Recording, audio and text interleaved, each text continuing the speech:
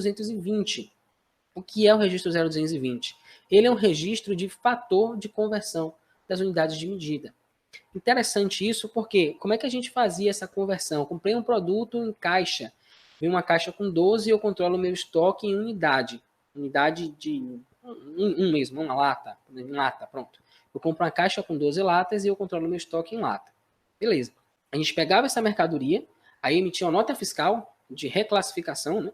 Então dava saída com 5.926, a gente dava entrada com 1.926, já com a nova quantidade, a nova unidade de medida, e assim a gente controlava o nosso estoque. Com o advento do SPED fiscal, isso mudou um pouco.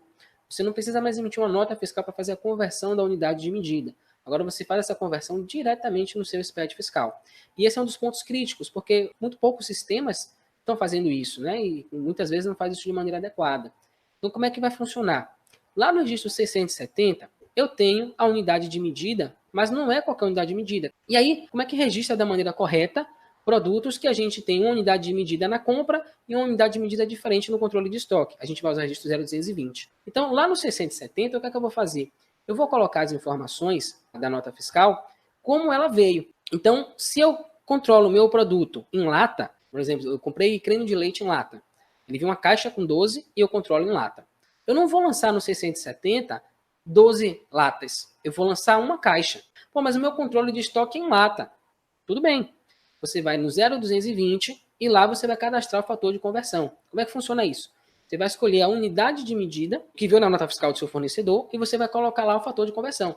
Então, nesse caso, eu tenho caixa com 12. Então, digamos que eu tenho unidade de medida CX12. Bom, essa é a unidade de medida que veio lá do meu fornecedor. Veio 1.